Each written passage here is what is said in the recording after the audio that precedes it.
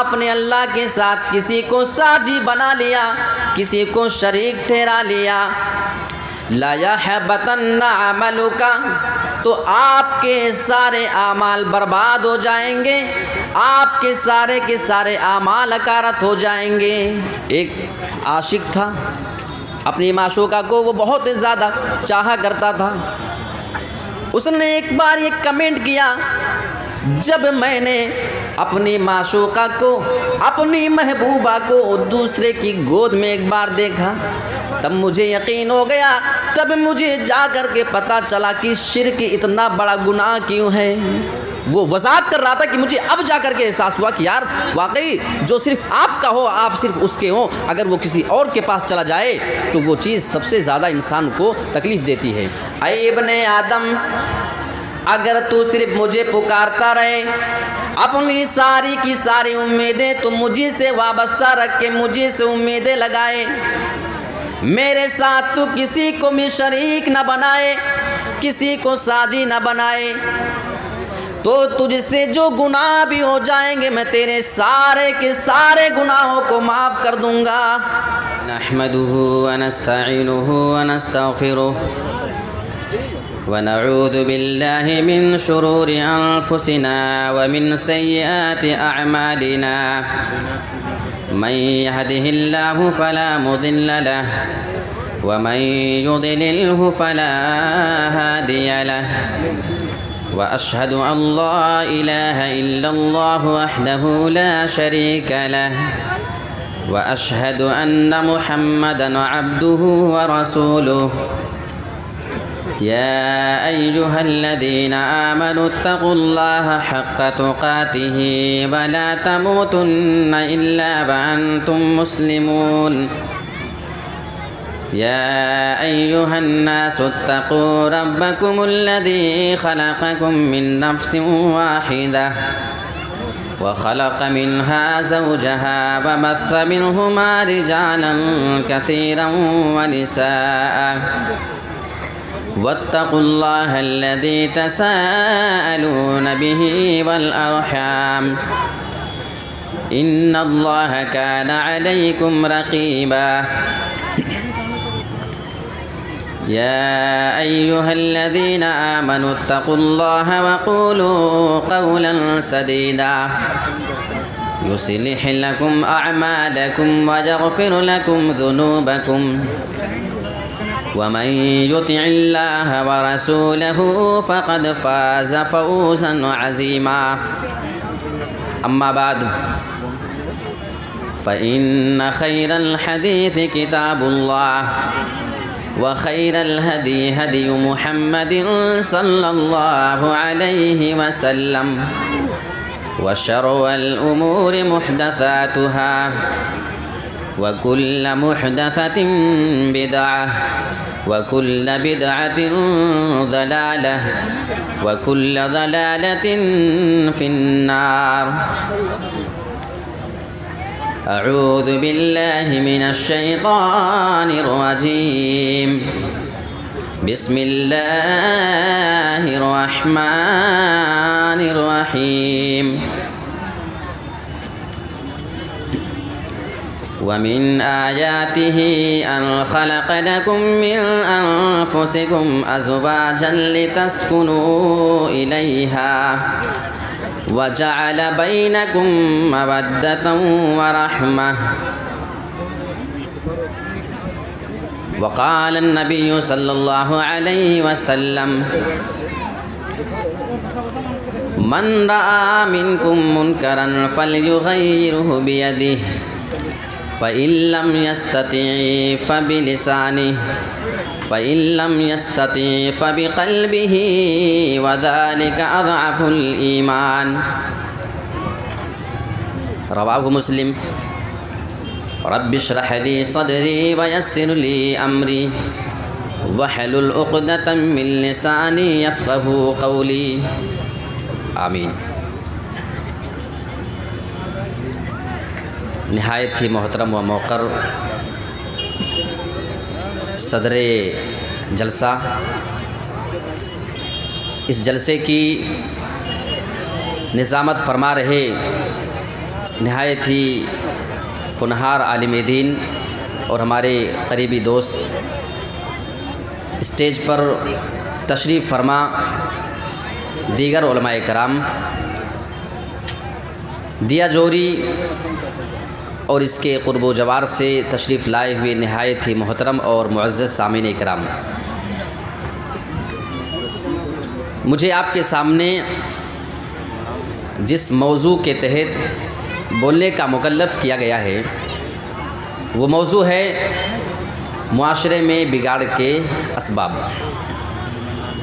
ویسے یہ موضوع تو بہت لمبا ہے اور بہت کشادہ ہے، اور مجھے اس بات کا بھی حکم ہوا ہے کہ میرا وقت 1 گھنٹہ ہے، اور انشاءاللہ میں پوری کوشش کروں گا کہ وقت کا لحاظ کروں۔ بغیر کسی تمہید کے ہم سیدھا اپنے موضوع پر آتے ہیں۔ آپ دیکھیں تو ہمارے معاشرے کے اندر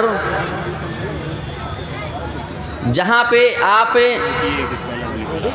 بڑی بڑی برائیاں دیکھتے ہیں، وہیں آپ کو کچھ ایسی برائیاں بھی دیکھنے کو ملیں گی جس کے بارے میں ہمارا اور آپ کا اتنا دھیان نہیں جاتا ہے۔ یعنی کوئی بھی معاشرہ صرف بڑی برائیوں کی وجہ سے نہیں بگڑتا، بلکہ اس معاشرے کو بگاڑنے میں چھوٹی چھوٹی برائیاں جس کو ہم اور آپ برائی سمجھتے ہی نہیں، یوں ہی کر جاتے ہیں، ان کا بھی بڑا اہم رول ہوتا ہے ہمارے اچھے معاشرے کو خراب بنانے کے لیے۔ سب سے پہلی چیز آپ اگر اٹھائیں اور معاشرے کے بگاڑ کی جب بات ہو تو آپ شرک کو نظر انداز نہیں کر سکتے۔ شرک یہ ایک ایسا گناہ ہے جس کو اللہ رب العالمین نے کسی بھی صورت میں معاف نہیں کیا ہے، اور اللہ کو یہ بات گوارا ہی نہیں ہے کہ کوئی بندہ اس کے ساتھ شرک کر لے۔ آپ قرآن مجید اٹھا لیں، ہم تو ہم ہیں، اللہ رب العالمین نے اپنے پیارے رسول کو بھی نہیں چھوڑا، ان کو بھی مخاطب کر کے فرما دیا کہ اے میرے رسول، شرک کی قباحت اتنی زیادہ ہے، شرک اتنی غلیظ چیز ہے، مجھے اتنی ناپسندیدہ ہے کہ اگر یہ کام آپ سے بھی ہو جائے تو میں آپ کی اس غلطی کو بھی معاف نہیں کروں گا۔ وَلَقَدْ أُوحِيَ إِلَيْكَ وَإِلَى الَّذِينَ مِنْ قَبْلِكَ لَئِنْ أَشْرَكْتَ لَيَحْبَطَنَّ عَمَلُكَ وَلَتَكُونَنَّ مِنَ الْخَاسِرِينَ۔ اے میرے رسول، آپ کی جانب اور آپ سے پہلے جتنے بھی لوگ آئے ان کی جانب وحی کی گئی، انہیں یہ بات بتا دی گئی، لئن اشرکتا، اگر آپ نے شرک کر لیا، آپ نے اللہ کے ساتھ کسی کو ساجی بنا لیا، کسی کو شریک ٹھہرا لیا، لا یحبطن عملک، تو آپ کے سارے اعمال برباد ہو جائیں گے، آپ کے سارے اعمال اکارت ہو جائیں گے، وَلَتَكُونَنَّ مِنَ الْخَاسِرِينَ۔ اے میرے رسول، آپ کی ساری نیکیاں برباد پڑ جائیں گی اور آپ نقصان اٹھانے والے ہو جائیں گے۔ اب اس آیت میں آپ ذرا نکتہ دیکھیے کہ رسول سے شرک کا چانس ہے ہی نہیں، لیکن اللہ نے اپنے رسول سے یہ بات بہت کلیئر کر دیا کہ اگر آپ سے بھی یہ گناہ ہو جائے گا تو دوسروں کو تو چھوڑیے، ہم آپ کو بھی معاف نہیں کریں گے۔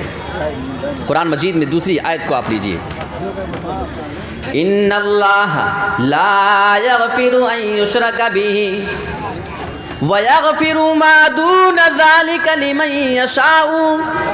بے شک اللہ رب العالمین اس بات کو کبھی معاف نہ کرے گا، اَن یُشْرَکَ بِہ، کہ اللہ کے ساتھ کسی اور کو شریک کیا جائے، کسی اور کو ساجی بنایا جائے، وَيَغْفِرُ مَا دُونَ ذَلِكَ لِمَن يَشَاءُ، اور شرک کے علاوہ جس گناہ کو بھی جس بندے کے لیے اللہ چاہے گا اس کو معاف کر سکتا ہے۔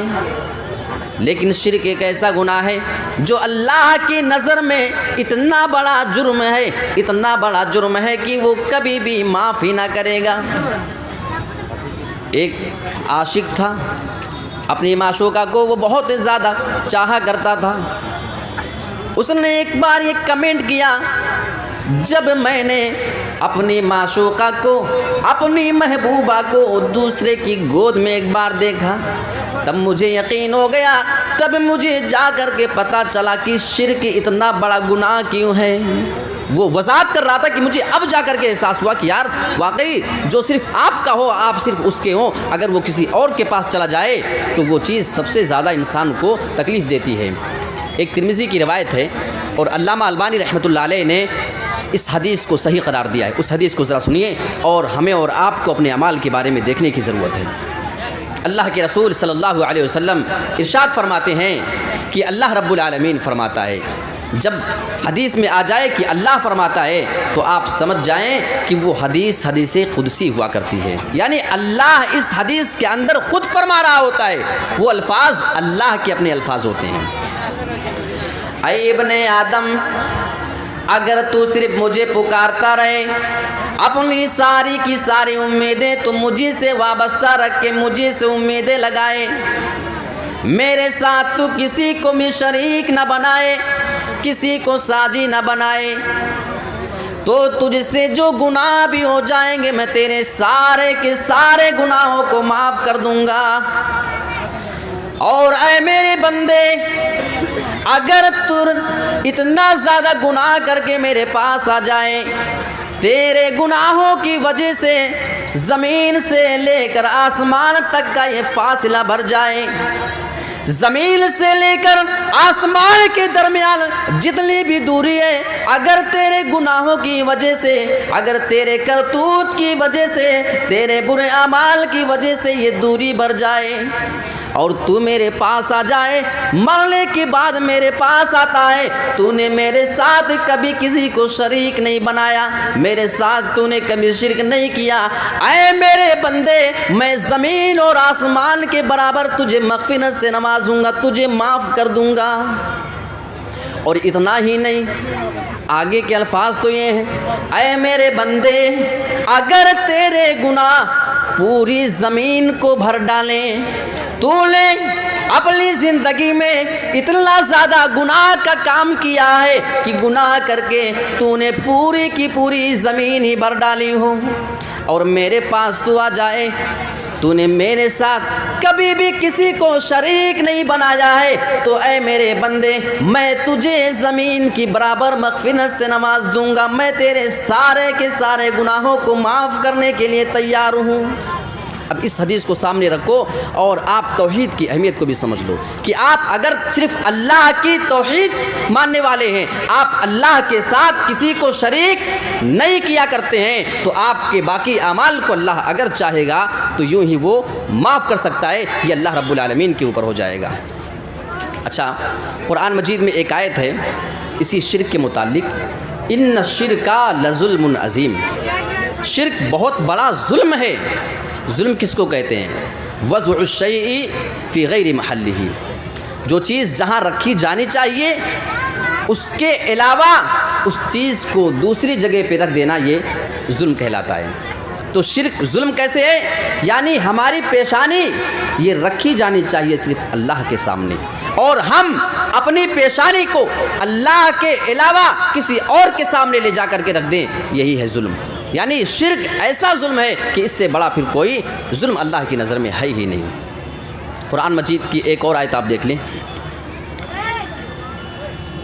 ان الذین تدعون من دون اللہ لن یخلقوا ذبابا ولو اجتمعوا لہ، اے میرے بندو، بے شک اللہ کو چھوڑ کر کے جن بھی لوگوں کو تم پکارتے ہو، من دون اللہ، اللہ کے علاوہ تم جن کو بھی پکارتے ہو سارے کے سارے لوگ، لن یخلقوا ذبابا، یہ سارے کے سارے لوگ مل کر کے ذبابا، ایک مکھی بھی وہ پیدا کرنے کی طاقت نہیں رکھتے، یہ تو اتنے زیادہ کمزور ہیں، تم ان کے پاس اولاد لینے جاتے ہو، روزی روٹی کا انتظام کروانے جاتے ہو۔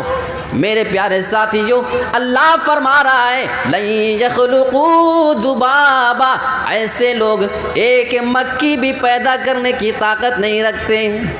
وَإِن يَسْلُبْهُمُ الذُّبَابُ شَيْئًا، مکھی پیدا کرنا تو بہت دور کی بات ہے، اگر مکھی ان کی کوئی چیز چھین کر کے لے جائے، کسی چیز کو چھین لے، لا يستنقذوه منه، وہ مکھی کو پکڑ کر اس سے وہ سامان وہ چیز اپنی چھیننے کی بھی طاقت نہیں رکھتے ہیں، یہ اتنے زیادہ کمزور ہیں۔ پھر اللہ آگے کہتا ہے ضعف الطالب والمطلوب، پکارنے والا بھی کمزور ہے اور جس کو پکارا جائے وہ بھی کمزور ہے۔ ہم پکارنے والے اگر ہیں ہم بھی کمزور، اور جن کو اللہ کے علاوہ ہم پکارنے جائیں گے وہ بھی کمزور ہیں۔ تو یہ معاشرے میں بگاڑ کے اسباب میں پہلی چیز میں نے آپ کو شرک کے متعلق بتایا۔ اور اگر دوسرے وجہ کو آپ دیکھ لیں، آپ سورہ بقرہ اٹھائیں، وہاں پہ اللہ رب العالمین نے پارے کی شروعات میں 3 قسم کے لوگوں کا ذکر کیا ہے۔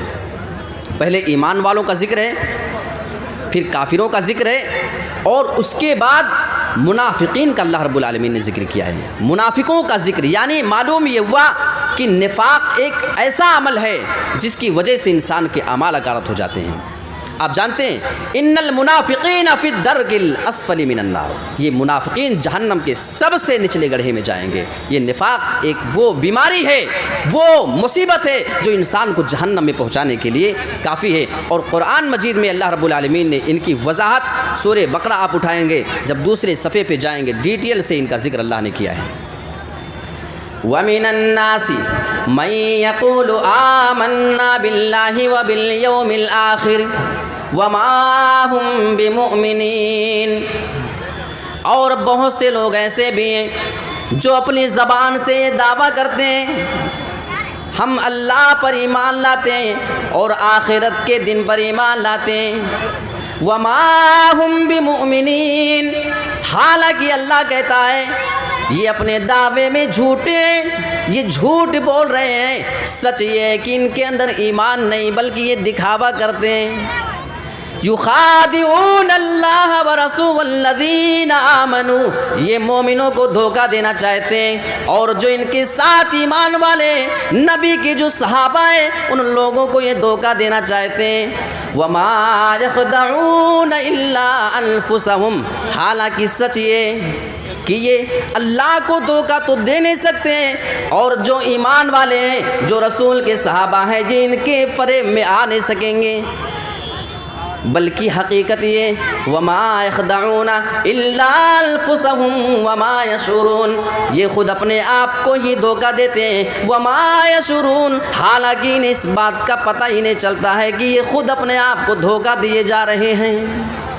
یہاں پہ اللہ رب العالمین نے ان کا ذکر کیا، اور آگے والی اور آیت میں اللہ نے ان کے بارے میں کہا کہ جب ان منافقین سے ایمان کے بارے میں کہا جاتا ہے کہ ایمان لے آؤ تو جواب کیا دیتے ہیں، وہ اللہ نے ان کی باتوں کو نوٹ کیا ہے۔ وَإِذَا قِيلَ لَهُمْ آمِنُوا، اور جب منافقوں سے کہا جاتا ہے آمنو، تم ایمان لے آؤ، کما آمن الناس، جس طریقے سے یہ لوگ ایمان لائے۔ ایمان لانے والے کون تھے؟ نبی کے صحابہ تھے۔ اچھا ایک پوائنٹ آپ کو بتاؤں، اللہ رب العالمین نے نبی کے صحابہ جو تھے ان کے ایمان کو معیار قرار دیا ہے۔ ایک تو یہ ہو گیا کما آمن الناس، جیسے یہ لوگ ایمان لائے، نبی کے صحابہ جیسے ایمان لائے تم بھی ویسا ہی ایمان لے آؤ۔ ایک اور جگہ آپ دیکھیں قرآن مجید میں اللہ رب العالمین نے صحابہ کے بارے میں بتایا ہے، فَإِنْ آمَنُوا بِمِثْلِ مَا آمَنْتُمْ بِهِ فَقَدْ اهْتَدَوْا، اے میرے نبی کے صحابہ اگر یہ لوگ تمہارے ایمان لانے کی طریقے سے ایمان لے آئیں فَقَدْ اهْتَدَوْا، تو یہ ہدایت پا جائیں گے، یہ ہدایت یاب ہو جائیں گے۔ معلوم ہوا کہ نبی کے صحابہ کا ایمان ہمارے اور آپ کے لیے معیار ہے، ہمارا ایمان کیسا ہونا چاہیے، ہمارا ایمان نبی کے صحابہ کے ایمان کے جیسا ہونا چاہیے۔ لوگوں نے بہت سارے موقع تلاش کیے تھے، ویسے تو ان کو معلوم تھا کہ حضرت ابو بکر صدیق وہ اللہ کے رسول محمد کے ساری باتوں کو ماننے کو تیار ہوتے ہیں، جو بات بھی بتا دیتے ہیں، لیکن اسی بیچ میں ان کو حضرت ابو بکر صدیق کی ٹانگ کھینچنے کا اور موقع مل گیا جب اللہ کے رسول صلی اللہ علیہ وسلم نے سفر معراج کیا. اسراء اور معراج کا جب آپ نے سفر کیا اور آپ نے بتایا کہ میں نے ایسی ایسی چیزیں دیکھی ہیں, میں آسمان میں گیا, راتوں رات سفر کر کے آیا, وہ سفر میرا جسمانی تھا, تو کافروں کو معلوم ہے, مشرکوں کو ایک موقع مل گیا. موقع یہ ملا کہ اچھا ٹھیک ہے, ان کے اوپر ایمان لانے والے جو ابو بکر ہیں ان کو بڑا بھروسہ ہے, بڑا ناز ہے محمد کے اوپر کہ یہ جو کچھ کہتے ہیں وہ سچی باتیں کیا کرتے ہیں. چلو اب دیکھتے ہیں کہ اس بارے میں ان کا کیا خیال ہے. یہ کافر مذاق اڑانے کی نیت سے حضرت ابو بکر صدیق کے پاس پہنچتے ہیں, کہنے لگے اے ابو بکر کیا تو نے کوئی نئی بات سنی ہے؟ حضرت ابو بکر صدیق کو بھی اس بات کی خبر بھی نہ تھی. کہنے لگے کیا تو جانتا ہے کہ تیرے ساتھی محمد نے ایک دعویٰ کر دیا ہے, ایک اور دعویٰ اس کا ہے. حضرت ابو بکر صدیق پوچھتے ہیں کہ کون سا دعویٰ محمد رسول اللہ نے کیا؟ کہنے لگے ان کا کہنا ہے رات ہی میں انہوں نے بیت المقدس کا سفر کیا اور وہاں سے پھر آسمانوں کا سفر کیا. کیا یہ بات تم ماننے کے لیے تیار ہو؟ کیا ایسی عجوبے والی بات تم ماننے کو تیار ہوگے؟ اب تو تمہیں بھی معلوم ہو گیا ہوگا کہ تمہارے ساتھی جھوٹی باتیں بولا کرتے ہیں, اب تو تمہیں بھی یقین ہو چکا ہوگا. تو جانتے ہیں حضرت ابو بکر صدیق نے کیا جواب دیا؟ حضرت ابو بکر صدیق جواب دیتے ہیں کیا یہ بات واقعی محمد رسول اللہ نے اپنی زبان سے کہی ہے؟ کافروں نے کہا ہاں بولے کے پاس سے آئے ہیں, ان کا یہ دعویٰ ہے کہ راتوں رات انہوں نے سفر کیا ہے, فلاں فلاں چیز دیکھی ہے. حضرت ابو بکر صدیق کے ایمان پر قربان جائیے, کہنے لگے اگر یہ بات جناب محمد رسول اللہ نے کی ہے تو میں دعوے کے ساتھ ڈنکے کی چوٹ پر یہ اعلان کر سکتا ہوں کہ انہوں نے بالکل سچ کہا ہے, بالکل سچی بات کی ہے انہوں نے. اسی بنا پہ اللہ کے نبی کے صحابہ کے بارے میں اللہ نے قرآن میں اعلان کیا ہے فَإِنْ آمَنُوا بِمِثْلِ مَا آمَنْتُمْ بِهِ فَقَدْ اهْتَدَوْا. اے میرے نبی کے صحابہ اگر یہ تمہارے ایمان لانے کی طریقے سے ایمان لے آئیں تو یہ سارے کے سارے لوگ ہدایت پا جائیں گے. وجہ یہی تھی, ایک بار سن لیا اس پر ایمان لانے کے لیے کافی. یہاں ہمارے یہاں آپ دیکھ لو نبی کی کون سی حدیث آپ پیش کر دو ایک ایک مسئلے کے اندر, لیکن ہمارے بھائیوں کو پھر بھی لگتا ہے کہ نہیں ابھی ہمیں اس کے علاوہ کسی اور کی بات کو بھی لینے کی ضرورت ہے. فلاں صاحب کا اس معاملے میں کیا خیال ہے, ان کا کیا کہنا ہے, ان کی کیا رائے ہے, ان کو وہ جاننے کی بھی ابھی ضرورت ہوتی ہے. اللہ رب العالمین نے منافقوں کا آگے ذکر کیا. وَإِذَا قِيلَ لَهُمْ آمِنُوا كَمَا آمَنَ النَّاسِ, اور جب ان منافقوں سے کہا جاتا ہے تم ایمان لے آؤ جیسا کہ یہ لوگ ایمان لائیں, تو وہ جواب دیتے ہیں انؤمنو, ان کا یہ جواب ہوتا ہے انؤمنو کما آمن السفہاء, کیا ہم ویسا ایمان لے آئیں جیسے یہ بیوقوف لوگ ایمان لائیں. یعنی وہ نبی کے صحابہ کو بیوقوف اور پاگل کہا کرتے تھے ایمان لانے کی وجہ سے. میرے پیارے ساتھیوں, آج بہت سے ایسے لوگ آپ کو ملیں گے جو اسلام کو گالیاں دیں گے, اسلام کے ماننے والوں کو برا بھلا کہیں گے, اسلام کے ماننے والوں کو پاگل کہیں گے, دیوانہ کہیں گے. یہ کوئی نیا الزام نہیں, یہ وہ الزام ہے جو منافقوں نے صحابہ پر لگایا ہے. انؤمنو, کیا ہم بھی ایمان لے آئے کما آمن السفہاء, جیسا یہ بیوقوف لوگ ایمان لائے کیا ہم بھی ایمان لے آئیں. تو یہ ایک پرانا سسٹم ہے, ہمارے نبی کے صحابہ کا طریقہ رہا ہے کہ انہوں نے بھی غیروں کی زبان سے یہ فالتو کی باتیں سنی ہیں. تو اگر ہمارے اوپر وہ الزام لگایا جائے تو کوئی نیا الزام ہم نہ سمجھیں, یہ سمجھ لیں کہ اس دور سے ہمارے نبی کے صحابہ بھی گزر چکے ہیں. اور اللہ نے ان کے بارے میں مزید فرمایا جب یہ لوگ ایمان والوں کے پاس جاتے ہیں تو ان کو دھوکہ دیتے ہیں, اور جب اپنے یار اور دوستوں کے پاس جاتے ہیں تو ان سے کہتے ہیں کہ دیکھو گھبرانے کی ضرورت نہیں ہے, ہم تمہارے ہی ساتھ ہیں, بس ہم تو صرف ان کا مذاق اڑاتے ہیں. مزید اللہ رب العالمین نے تفصیل کے ساتھ ان کا ذکر کیا ہے, اس کو آپ جا کر کے قرآن مجید کے دوسرے صفحے پر دیکھ سکتے ہیں. یہ منافقوں کی تھوڑی سی بات ہو گئی. اب تیسری چیز پہ ہم آتے ہیں, سود. سود ایک ایسی بیماری ہے جو ہمارے اور آپ کے معاشرے میں بہت زیادہ پھیلی ہوئی ہے. اور یہ مسلم معاشرے کی بات میں کر رہا ہوں، مسلم معاشرہ اور سوسائٹی کی بات.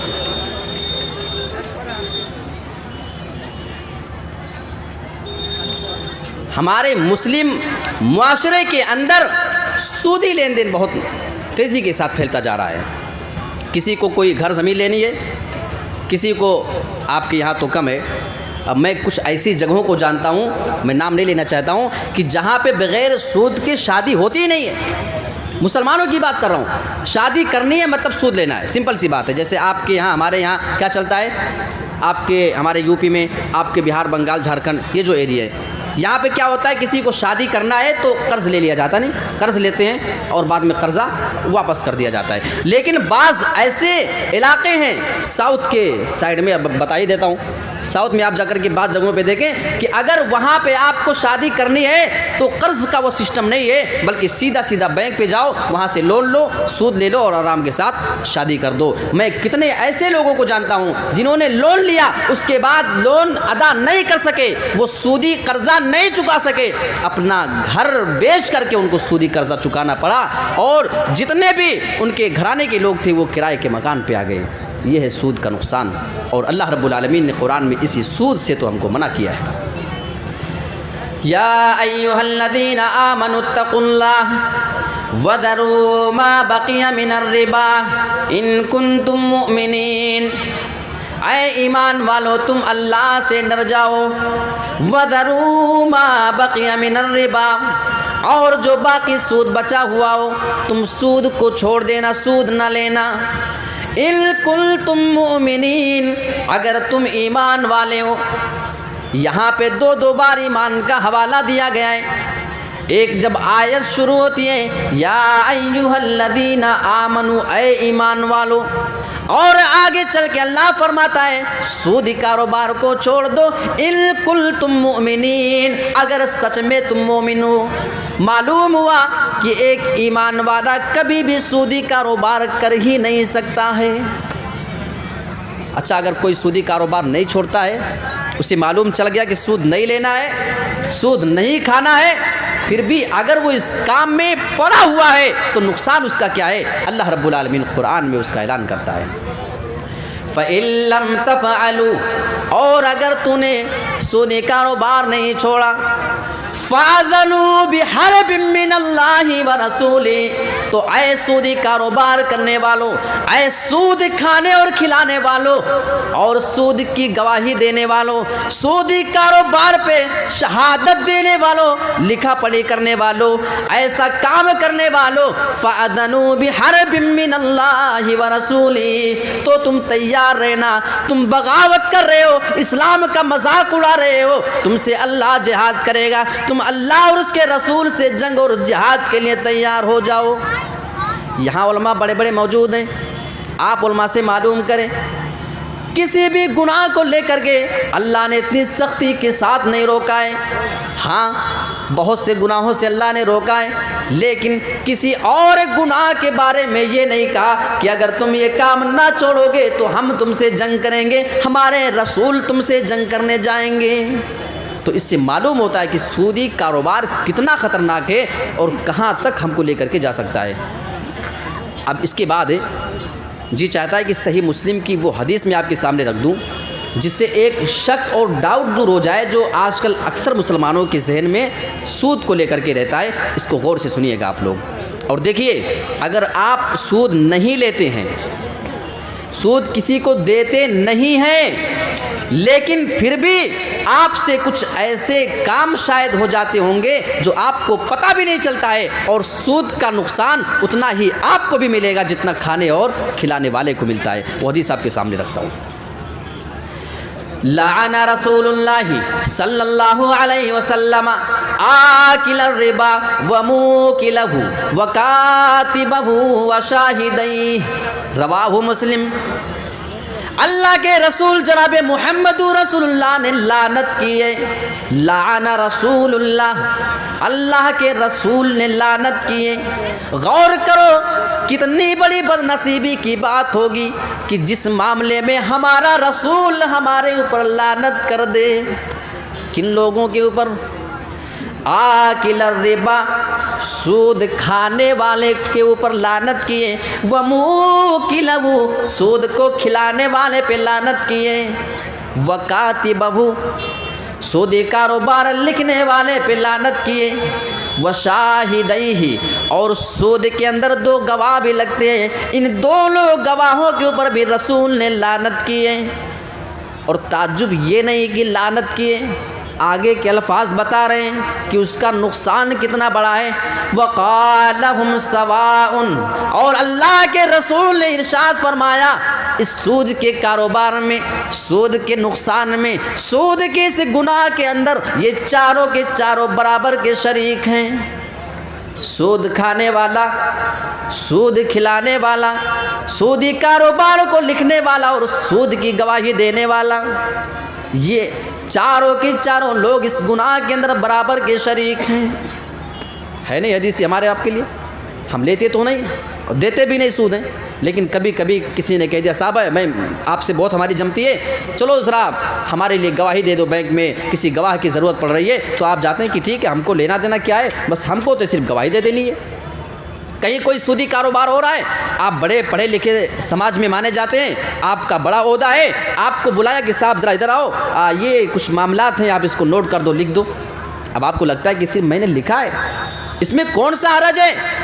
اللہ کے رسول کی نظر میں اتنے گنہگار آپ بھی ہیں جتنا گنہگار سود کھانے والا ہے، سود لینے والا، سود دینے والا ہے، اتنا ہی گنہگار لکھنے والا بھی ہے اور اتنا ہی گنہگار اس کی گواہی دینے والا بھی ہے۔ اب اس حدیث کو سننے کے بعد شاید ہم اپنے اندر اس معاملے میں چینجنگ پیدا کر لیں، ورنہ یاد رکھیے گا کہ یہ ایک ایسا گناہ ہے جس کو اللہ رب العالمین نے ایسے خطرناک انداز میں بیان کیا کہ کسی اور گناہ کے بارے میں ویسا تبصرہ اللہ نے قرآن میں نہیں کیا ہے۔ یہ سودی کاروبار اللہ کے رسول صلی اللہ علیہ وسلم نے اس کے بارے میں ایک حدیث کے اندر بیان فرمایا کہ سود کے 73 درجے ہیں، 73 الگ الگ اس کے مقام اور مرتبے ہیں، اور سب سے کمتر درجہ یہ ہے سود کا کہ آدمی اپنی ماں کے ساتھ، سگی ماں کے ساتھ زنا کرنے جائے۔ اب بتاؤ، کوئی سوچ سکتا ہے کہ اپنی ماں کے ساتھ وہ ہم بستر ہو جائے، وہ زنا کر لے، کبھی گوارا ہوگا اسے؟ اللہ کی قسم نہیں ہوگا۔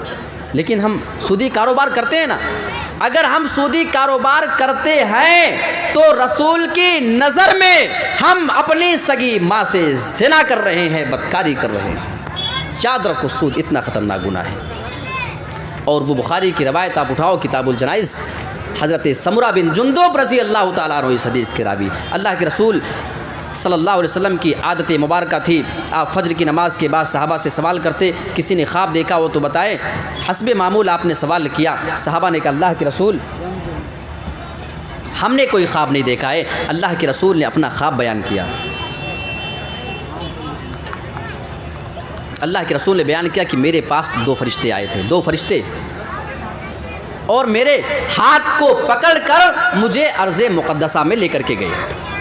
وہاں پہ میں نے کچھ بھیانک مناظر، وہ حدیث لمبی ہے، جو میرے موضوع سے ملتا ہوا ٹکڑا ہے، میں اسے آپ کے سامنے رکھنا چاہتا ہوں سود کے بارے میں۔ ویسے یہ روایت کافی لمبی، بیان کریں گے تو زیادہ وقت ہو جائے گا۔ اللہ کے رسول جناب محمد رسول اللہ ارشاد فرماتے ہیں، میرے دونوں ساتھی، وہ دونوں فرشتے میرے ہاتھ کو پکڑ کر مجھے لے کر کے جا رہے تھے۔ میں الگ الگ مناظر دیکھ رہا تھا، بڑے خطرناک قسم کے مناظر۔ میں نے ایک منظر وہاں پہ دیکھا، ایک میں نے خون کی نہر وہاں دیکھی ہے، خون کی نہر، اور ایک آدمی اس خون کی نہر میں پڑا ہوا ڈبکی لے رہا ہے، ہچکولے لے رہا ہے۔ وہ کنارے آنا چاہتا ہے، خون کی نہر سے باہر نکلنا چاہ رہا تھا، لیکن جیسے وہ نکلنا چاہ رہا تھا، جیسے وہ باہر آنا چاہتا تھا، قریب بھی آ جاتا تھا، ایک آدمی اسی نہر کے کنارے بہت بڑا وہ پتھر لے کر کے کھڑا ہوا تھا۔ اچھا، یہ پتھر کتنے بڑے بڑے ہو سکتے ہیں؟ ابھی آج میں آپ کے ادھر للمٹیا میں سیر و تفریح کے لیے گیا، ہمارے کچھ احباب لے کر کے گئے، تو دیکھ کر کے حیران ہو گیا میں۔ آپ لوگ تو یہیں پہ رہتے ہیں، اور بتایا گیا مجھے کہ یہ کچھ لوگ جو لیبر مزدور لوگ جو ہے وہ وہاں پہاڑوں سے جو ہے جا جا کے وہ کوئلے کی کھان سے وہ کچھ لے کر کے آتے ہیں۔ کبھی کبھی ایسا بھی ہوتا ہے کہ پہاڑ کے وہ پتھر یا وہ کوئلے کی جو شکل میں ہوتی ہے وہ چیز کبھی کبھی گرتی ہے تو ان کی موت بھی ہو جاتی ہے۔ یعنی پتہ یہ چلا کہ ایک معمولی سا کوئلے کا وہ پتھر اگر کسی کے اوپر گر جائے تو اس کی موت ہو جاتی ہے، اور وہاں کیا عذاب ہو رہا ہے؟ اللہ کے رسول نے فرمایا ایک بہت بڑا پتھر، اب وہ کتنا بڑا پتھر رہا ہوگا اس کے بارے میں مجھے نہیں معلوم، بہت بڑا پتھر تھا، اس پتھر کو لے کر کے اس نہر میں پڑے ہوئے آدمی کے سر پہ اتنی تیزی کے ساتھ پھینک کر کے مارتا تھا کہ دوبارہ وہ اسی نہر میں چلا جاتا، یعنی وہ نکلنا تو چاہ رہا تھا لیکن یہ آدمی اس کو مار کر کے واپس اسی میں لوٹا دیا کرتا تھا، واپس کر دیا کرتا تھا۔ یہ سزا ہے، صحیح بخاری کتاب الجنائز کے اندر اللہ کے رسول صلی اللہ علیہ وسلم نے یہ سزا بتائی ہے اس کی۔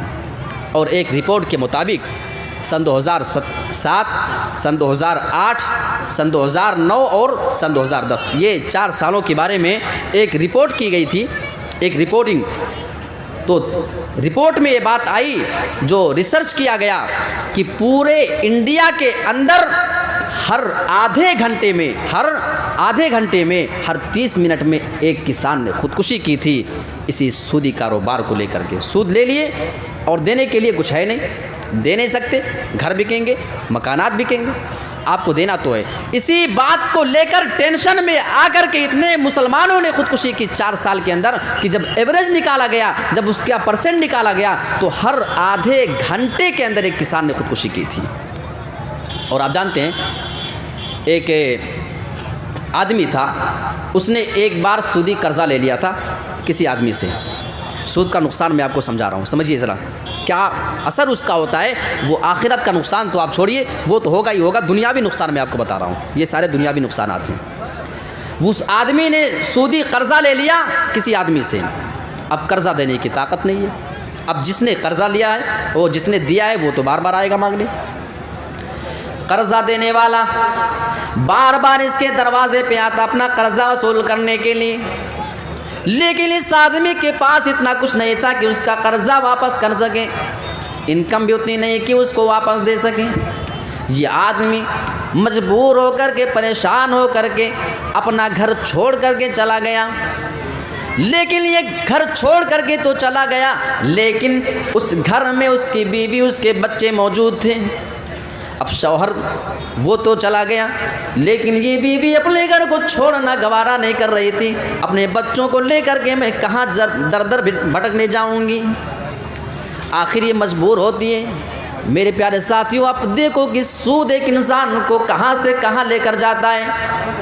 یہ اپنے ذہن میں خیالیں پالتی رہی، میرا شوہر تو قرضہ نہیں دے سکا، وہ گھر چھوڑ کے چلا گیا، اب یہ قرضہ کیسے ادا ہو؟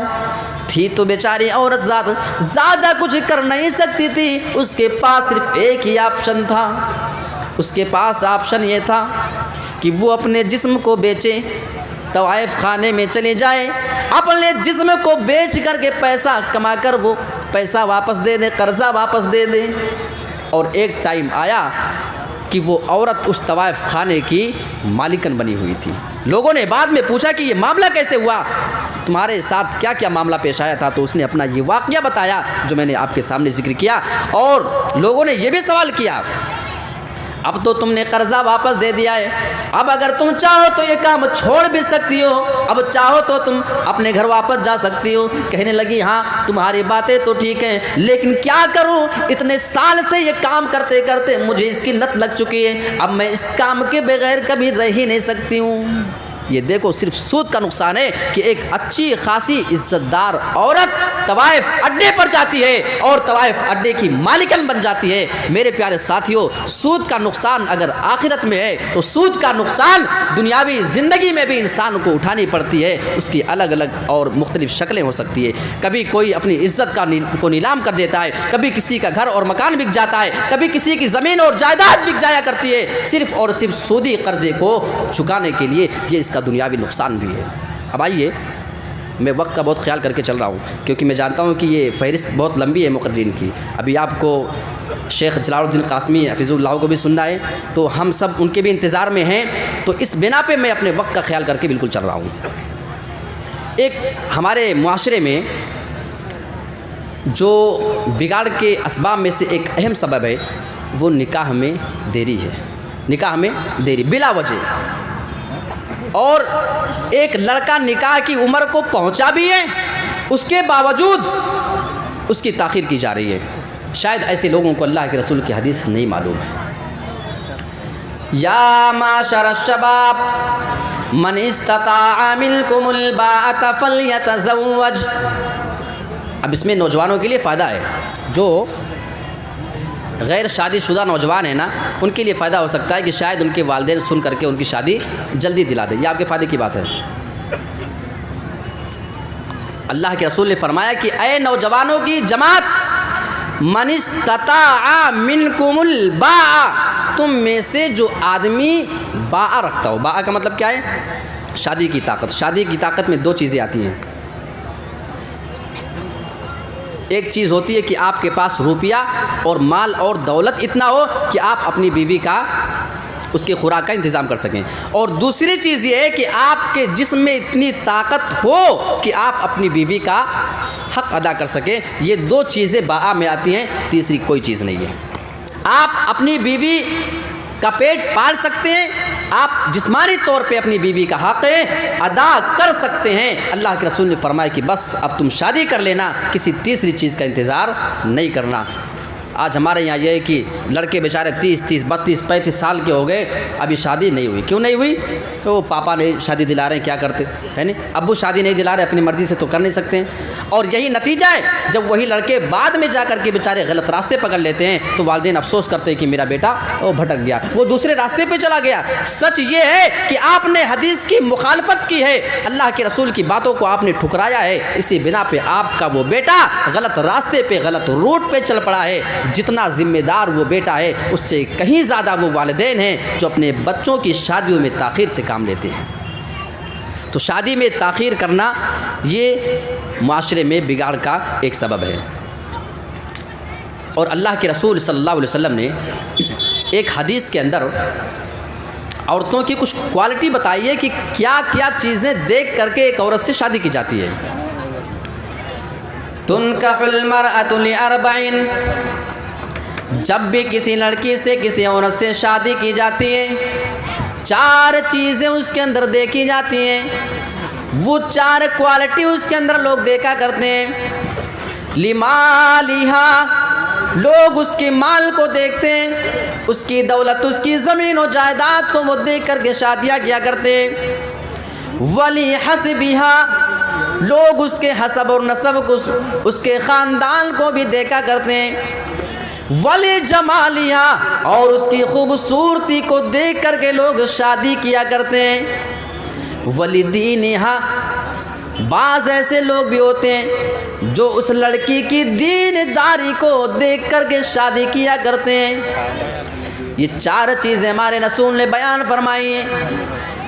کوئی مال دیکھتا ہے تو کوئی خاندان دیکھتا ہے، کوئی اس کی خوبصورتی کو دیکھتا ہے، اس کے حسن کو دیکھتا ہے، تو کوئی اس کی دینداری کو دیکھا کرتا ہے۔ یہ 4 چیزیں لوگ سماج اور معاشرے میں دیکھ کر کے شادیاں کیا کرتے ہیں۔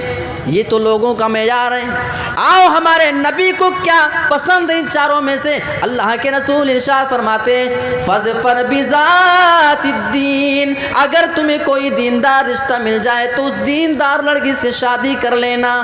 تریبت یداک، تمہارے ہاتھ خاک آلود ہو، یعنی اگر تم دیندار لڑکی سے شادی کر لیتے ہو تو اللہ کے رسول نے آپ کے حق میں پھر دعا فرمائی ہے۔ آج جب ایک باپ کو اپنی بچی، اپنے لڑکے کے لیے شادی کے لیے جب لڑکی دیکھنی ہوتی ہے نا، تو دینداری کو چھوڑ کر کے باقی 3 چیزیں دیکھنی جاتی ہیں، ہے نہیں؟ مال ہے، کتنے ہم کو آپ جہیز دے سکتے ہیں، کس خاندان کے ہو، ہم انصاری ہیں تو آپ انصاری ہیں کہ نہیں، ہم چودھری اور خان ہیں آپ ہیں کہ نہیں، اگر نہیں تو بھائی معاف کیجئے، ہم آپ کے یہاں رشتہ نہیں کر سکتے۔ لڑکی خوبصورت ہے کہ نہیں، یہ 3 چیزیں دیکھنا تو ہم نہیں بھولتے، اگر کسی چیز کو بھولتے ہیں تو ہم دینداری کو بھول جایا کرتے ہیں۔ اس کے بعد جب ہم لڑکی کو اپنے گھر لاتے ہیں تو 2-4 مہینے کے بعد وہی والدین شکایت کرنے لگتے ہیں کہ ہمارا بیٹا ہمارے ہاتھ سے نکل گیا۔ کیسے نکل گیا؟ وہ بیوی کے جھانسے میں آ گیا، وہ صرف بیوی کی باتیں سنتا ہے، ہماری سنتا ہی نہیں۔ سنے گا کہاں سے؟ رسول نے جس بات کو معیار بنایا تھا آپ نے اس پر عمل کیا ہی کہا، اس میں بیٹے کی کیا خطا ہے؟ آپ نے اس کی شادی مالدار گھرانے میں کی، دولت اس کے سسرال میں بھی ہے، وہاں جا کر کے رہے گا وہ۔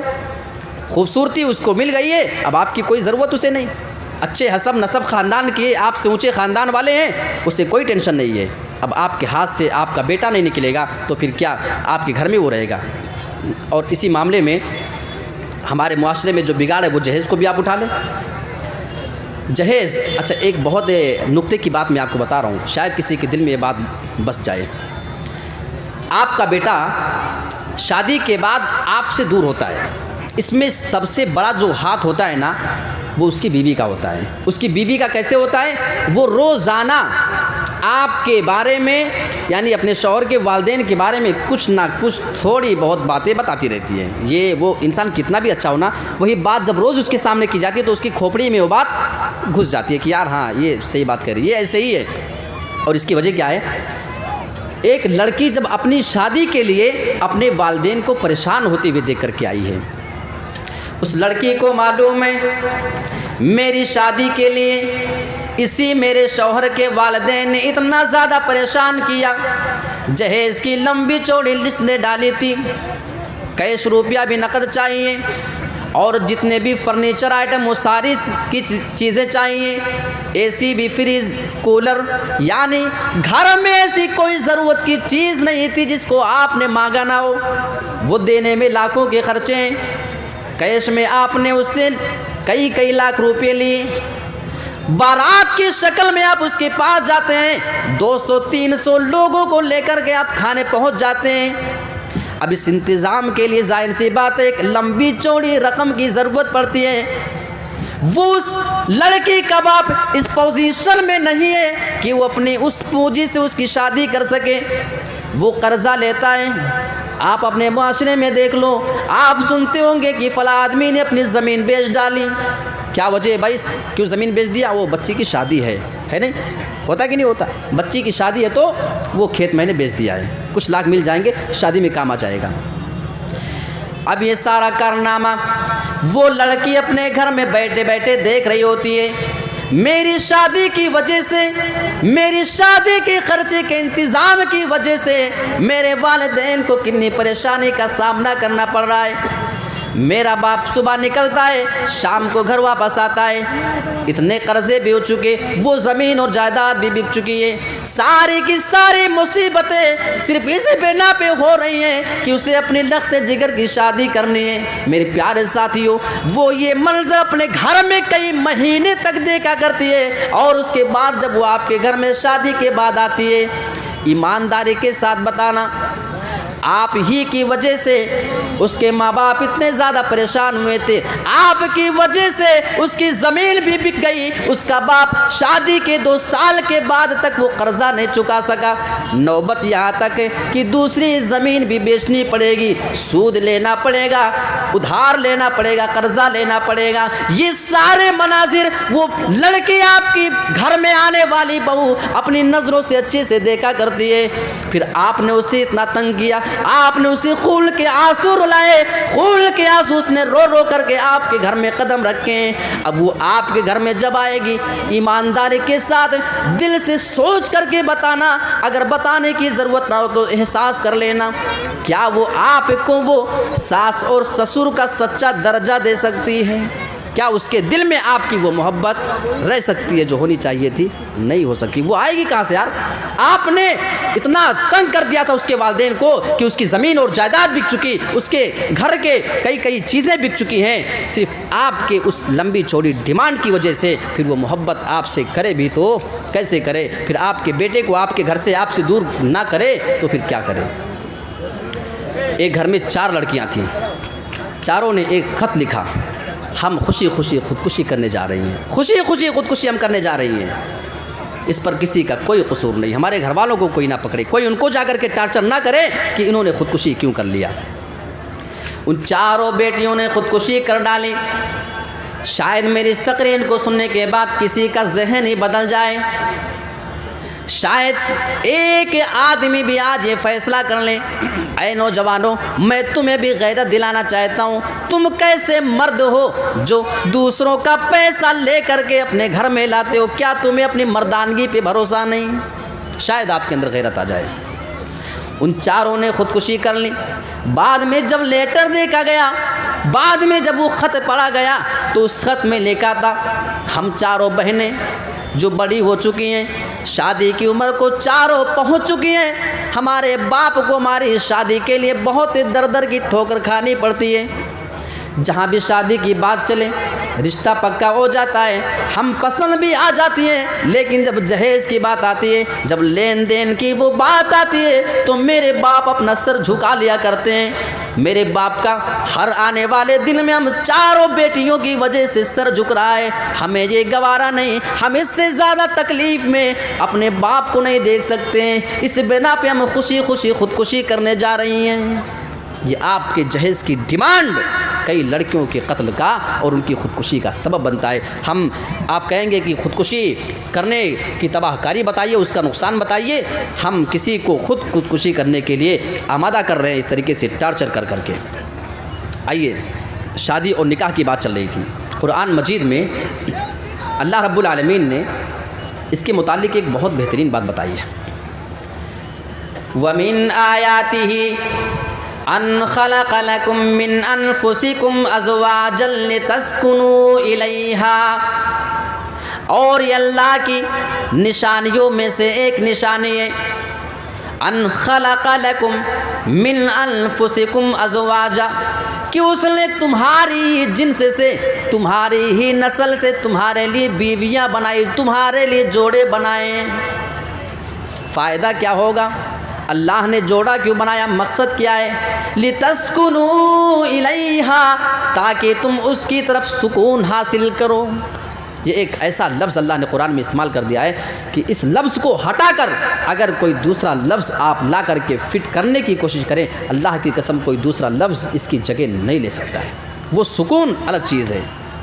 آپ شادی سے پہلے بھی دیکھتے ہیں کہ کئی لوگ زنا کر رہے ہیں نا، وہ پکڑے گئے، لیکن وہ سکون کہاں ہوتا ہے؟ وہ تو ہمیشہ گناہ کرنے میں وہ ڈر اور ہچکچاہٹ دل میں لگی ہوتی ہے، وہ سکون کہاں ہوتا ہے؟ لیکن جب ایک انسان کی شادی ہو جاتی ہے وہ اس کو ذہنی سکون مل جاتا ہے، جسمانی سکون مل جاتا ہے، سارے ٹینشن سارے پریشر اس کے ختم ہو جاتے ہیں۔ اللہ نے فرمایا لِتَسْكُنُوا إِلَيْهَا، اور آگے بھی نکتہ دیکھیے، وَجَعَلَ بَيْنَكُمْ مَوَدَّةً وَرَحْمَةً، اور اللہ نے تمہارے درمیان محبت پیدا کر دیے، مودۃ و رحمہ۔ شادی کے بعد جب تمہاری شادی ہو جاتی ہے تو اللہ تعالیٰ میاں اور بیوی کے درمیان محبت ڈال دیتا ہے، ورحمہ، اور اللہ تعالیٰ ان کے درمیان رحمت ڈال دیتا ہے۔ ہاں، وہ محبت دنیا میں بھی ایک عاشق اپنی معشوقہ سے کیا کرتا ہے، ایک چاہنے والا اپنی پریمکا سے محبت کرتا ہے، لیکن یہ محبت کرتا ہے اور وہاں اللہ نے فرمایا جب تمہاری شادی ہو جایا کرتی ہے، جب تمہارا نکاح ہو جاتا ہے، ہم تمہارے درمیان محبت ڈال دیا کرتے ہیں، اوپر سے تمہارے اوپر محبت ڈالا کرتے ہیں۔ ایک ہوتا ہے محبت کسی سے کرے، پیدا ہم کرتے ہیں اپنی طرف سے نا، کوشش ہوتی ہے۔ ایک ہوتا ہے کہ شادی کے بعد محبت اللہ ڈال دیتا ہے۔ جو محبت اللہ ڈال دے اس محبت کا مقابلہ کون سی محبت کر سکتی ہے؟ آپ دیکھ لو، شادی سے پہلے نہ لڑکی نے لڑکے کو دیکھا، اگر لڑکا آپ کے گڈا ضلع کا ہے اور لڑکی آپ بہت دور سے لے آؤ، صاحب گنج سے لے آؤ یا اور بھی کسی دوسری جگہ سے لے آؤ، یعنی لڑکی لڑکے نے آپس میں کبھی ایک دوسرے کو دیکھا بھی نہیں، کبھی ایک دوسرے کی شکل و صورت کا احساس بھی نہیں کیا، جیسے ان کے درمیان نکاح ہو جاتا ہے آپس میں اللہ ایسی محبت ڈال دیتا ہے، ایسی محبت ڈال دیتا ہے، جب وہ بیوی اپنے سسرال کو چھوڑ کر اپنے گھر جایا کرتی ہے تو اس کی طبیعت نہیں چاہتی ہے، ہاں مجبوری ہے، والدین کے پاس بھی جانا ہے، لیکن اندر سے وہ تکلیف محسوس کرتی ہے۔ میرے پیارے ساتھیوں، وہ کون سی چیز ہے جو اپنے والدین کے گھر سے دور رہ کر کے اپنے شوہر کے پاس رہنے پہ مجبور کرتی ہے؟ اللہ نے فرمایا وَجَعَلَ بَيْنَكُمْ مَوَدَّةً وَرَحْمَةً، اللہ تمہارے درمیان محبت اور رحمت ڈال دیتا ہے، رحمت ڈال دیتا ہے۔ اچھا، ایک اور چیز اس میں دیکھیں، اللہ رب العالمین نے میاں اور بیوی کو ایک دوسرے کا لباس بتایا ہے۔ ہن لباس لکم وانتم لباس لہن، اے لوگو تمہاری بیویاں تمہارے لیے لباس ہیں، وانتم لباس لہن، اور تم اپنی بیویوں کے لیے لباس ہو۔ لفظ لباس، ہم لباس پہنے ہوئے، ہم کپڑا اپنی پسند کا پہنتے ہیں، ہم کو جو چیز پسند آتی ہے۔ اللہ نے فرمایا ہم نے میاں اور بیوی کو ایک دوسرے کا لباس بنا دیا ہے۔ لباس کا کام کیا ہوتا ہے؟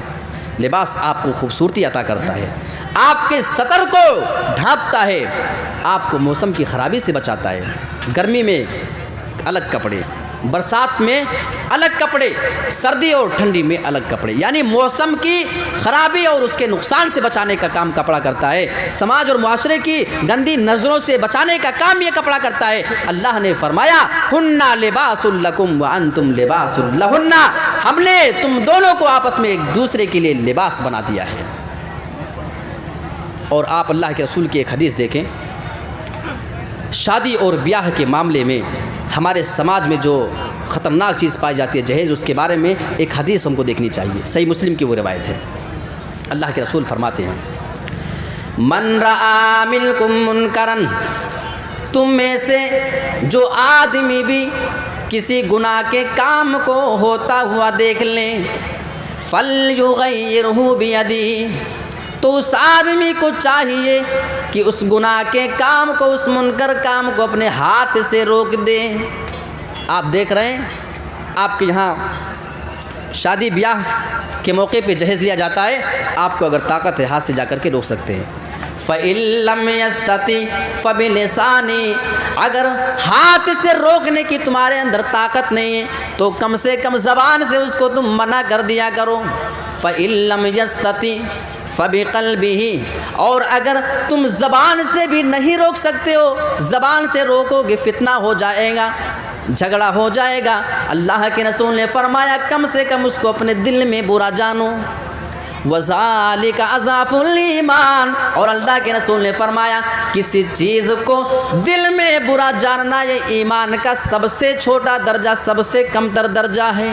اور دل میں کسی چیز کو برا جاننے کا مطلب اس کام کو آپ خود نہ کیا کریں، یعنی کسی بھی گناہ کے کام کو آپ ہاتھ سے نہیں روک سکتے، زبان سے روکو، زبان سے نہیں روک سکتے، دل میں برا جانو۔ دل میں برا جاننے کا مطلب اس کام کو ہم نہ کریں۔ ہم کہیں کہ نہیں صاحب ہم اس کام کو جہیز کو دل سے بہت برا جانتے ہیں، بارات لے کر جانے کو دل سے بہت برا جانتے ہیں، تو دل میں برا جاننے کا مطلب یہ ہوا کہ ہم اپنی شادی میں جہیز نہ لیں، ہم اپنی شادی میں بارات لے کر نہ جائیں۔ لوگ ناراض ہوتے ہیں، ہو جائیں، لیکن ہمارا عمل اس اللہ کے رسول کی حدیث مبارکہ پر ہو جائے گا تو ہمارے لیے واقعی یہ خوش نصیبی کی بات ہو سکتی ہے۔ وقت میرا ختم ہو چکا ہے، پرچی مجھے مل چکی ہے۔ میرے پیارے ساتھیوں، یہ چند باتیں میں نے آپ کے سامنے رکھنے کی کوشش کی قرآن اور حدیث کے روشنی میں۔ اللہ رب العالمین سے میں دعا کرتا ہوں کہ پروردگار تو کہی گئی باتوں پر مجھے اور آپ تمام حضرات کو عمل کرنے کی پوری توفیق عطا فرمائے، آمین۔ وآخر